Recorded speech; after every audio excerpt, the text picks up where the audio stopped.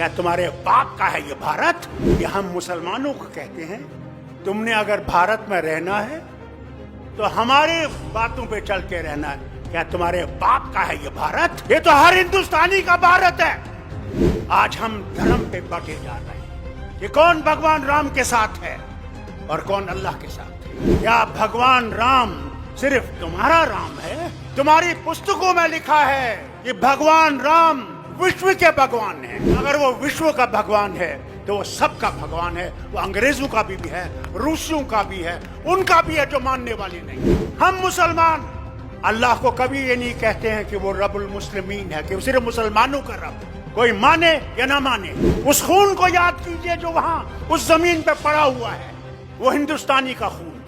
मोदी जी कभी तो सच बोलो। अरे सच तो बोलो, कभी तो सच बोलो। क्या डर नहीं है मरने का? जो हिंदू को अलग खड़ा करना चाहते हैं, मुसलमान को अलग खड़ा करना चाहते हैं, सिख को अलग खड़ा करना चाहते हैं, आज वो जलियांवाला बाग की बात कर रहे हैं। वहां तुम्हें अमित शाह नहीं बचाएगा। आज हम ये सोचते हैं मोदी को निकाल के मैं प्रधानमंत्री बनूंगा। अरे पहले तो उसको निकालो, फिर प्रधानमंत्री की कुर्सी की सोचो। क्या हम इनको हटा सकते हैं? तो मैं इनसे कहना चाहता हूं तुम गलतफहमी में हो। इस गलतफहमी को दूर करो। वो जमाना गया जब एक ही झंडा एक कोने से दूसरे कोने से लटकता था। वो जमाना गया कि देश को बचाना है और देश को उनसे बचाना है जो कि देश को तोड़ रहे हैं। और जो आपने आज यहाँ पे सबको अंतरिम बुलाया है कि देश को बचाना है और देश को उनसे बचाना है जो कि देश को तोड़ रहे हैं, ये आसान नहीं है। अगर हम ये समझते हैं कि इनको हम आसानी से हटा सकते हैं तो सच्चाई ये है, इनको हम आसानी से हटा नहीं सकते जब तक हमारे दिल साफ नहीं होंगे। अगर मैं ये समझूं कि सिर्फ मैं ही मैं हूं और दूसरा कुछ भी नहीं है तो ये कभी भी नहीं जाएंगे।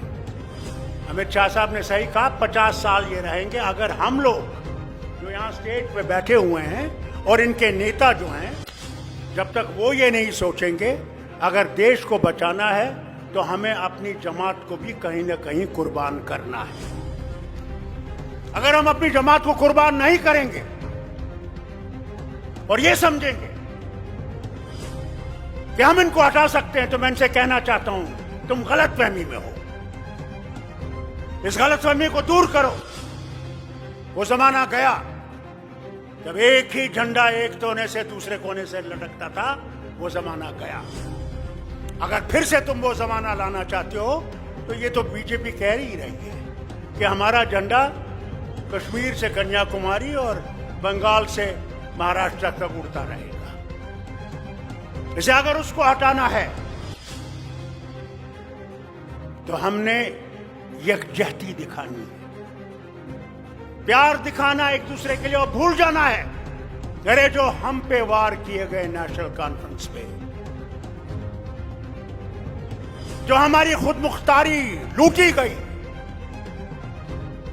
मैंने उसको साइड में रखा। मैंने कहा पहले उनको निकालो जो इस देश को गुलाम बनाना चाहते हैं, जो हिंदू को अलग खड़ा करना चाहते हैं, मुसलमान को अलग खड़ा करना चाहते हैं, सिख को अलग खड़ा करना चाहते हैं। आज वो जलियांवाला बाग की बात कर रहे थे। वहां 6 से 13 अप्रैल तक बैसाखी का त्योहार मनाया जाता है और 13 तारीख को सिखों का धर्म जो है वो इमर्ज हुआ। गुरु गोविंद सिंह जी ने इसका नियम रखा। ये लोग वहां बैठे हुए थे। महात्मा गांधी ने एक आंदोलन शुरू किया अंग्रेजों को हटाने का। ये नहीं कि मैंने कुर्सी पे बैठना है, इसलिए किया कि भारत से अंग्रेजों को निकालना है। आज हम ये सोचते हैं मोदी को निकाल के मैं प्रधानमंत्री बनूंगा। अरे पहले तो उसको निकालो, फिर प्रधानमंत्री की कुर्सी की सोचो। हम पहले ही प्रधानमंत्री बने। हालत यह है।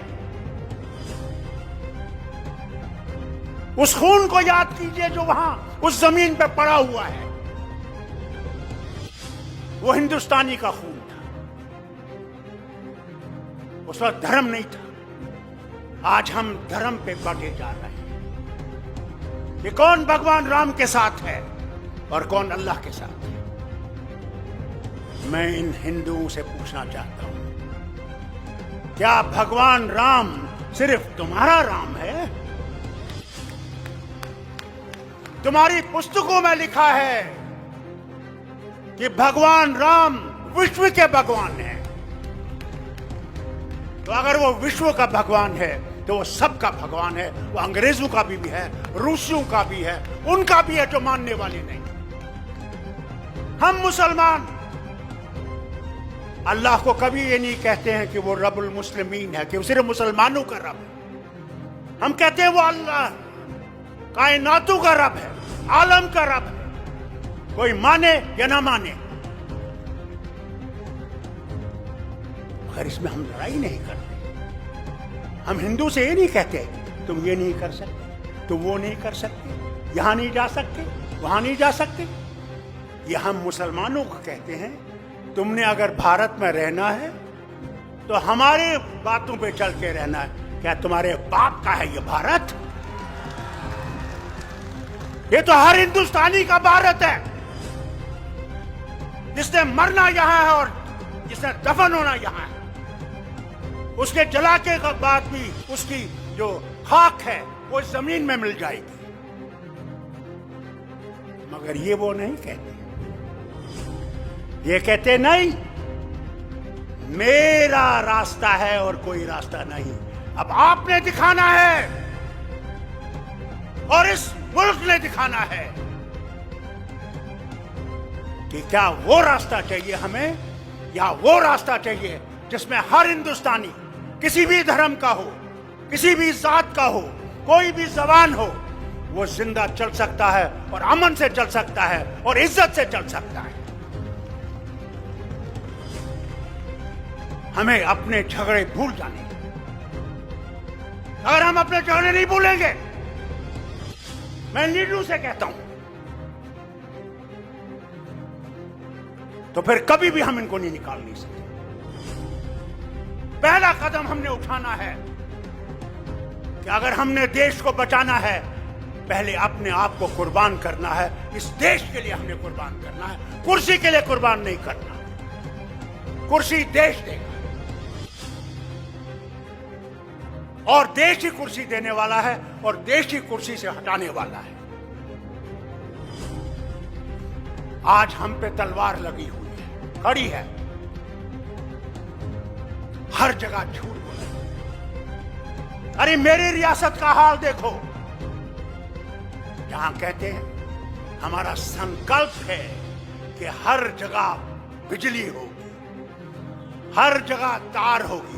मैं इनसे पूछता हूं, आपका संकल्प तो बड़ा अच्छा है, आइए देखिए मेरी रियासत में श्रीनगर में बिजली है या नहीं। गांव की तो बात ही नहीं है। आइए देखिए, आज 70 साल के बाद भी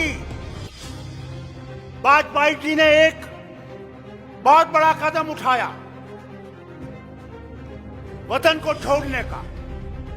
सड़कें कश्मीर से कन्याकुमारी तक, महाराष्ट्र से बंगाल तक, पूरी ऐसी सड़कें होंगे जो यूरोप में नहीं हो सकती। आइए मेरी रियासत में देखिए, 30 किलोमीटर, 30 मील बानिहाल से रामबन तक आज तक उसको ठीक नहीं कर सके। आज तक ठीक नहीं कर सके और हमारे लोग दर बदर रास्तों पे पड़े हुए हैं। हमारी माएं बहनें, हमारा खाने का सामान, तेल, यानी हाल देखिए कि 70 साल के बाद हिंदुस्तान की आजादी में हमारे यहां 10 लीटर डीजल मिलता है और 3 लीटर पेट्रोल मिलता है। अरे मोदी जी, कभी तो सच बोलिए कि हमारा हाल क्या है। जिस रेल को कश्मीर पहुंचना था, कटरा से बानिहाल तक, वो कहते हैं पहले कहते थे 2007 में पहुंचेगी, फिर कहने लगे 2010 में, फिर 15, अब कहते हैं 2025। मेरे ख्याल से तब तक मैं पहुंच जाऊंगा अल्लाह के पास, तो वो रेल छुक छुक करके भी नहीं पहुंचेगी। अरे सच तो बोलो, कभी तो सच बोलो। क्या डर नहीं है मरने का? जो आया है उसने जाना है, वहां तुम्हें अमित शाह नहीं बचाएगा, वहां तुम्हारे ये झूठ बोलने वाले मिनिस्टर नहीं बचाएंगे। वहां भगवान होगे और तुम होगे। एक तरफ से तुम्हारी सच्चाई होगी और एक तरफ से तुम्हारा झूठ होगा। वही हाल मेरा होगा, वही शरद पवार का होगा, वही आपके मुख्यमंत्री का भी होगा। वहां कोई बचाने वाला नहीं है, जो करोगे वही बचाएगा। इसलिए उससे डरो, उससे डरो, हमारे से मत डरो। अरे कुदरत से डरो, कभी तुम्हारा भी हशर ये ना हो जाए कि तुम सारे जीवों को लेकर उसी दरिया में डूब जाओ। भाई लोगों, पहले अपना ईमान सही करो, अपने भगवान को पहचानने की कोशिश करो। कोई धर्म बुरा नहीं है, इंसान बुरा है, धर्म बुरा नहीं। जय हिंद, जय हिंदुस्तान। मेरे साथ जरा जोर का नारा दो, जय हिंद। अरे हाथ उठा के क्या मर गए हो? हाथ उठा के जय हिंद, जय हिंद, जय हिंद।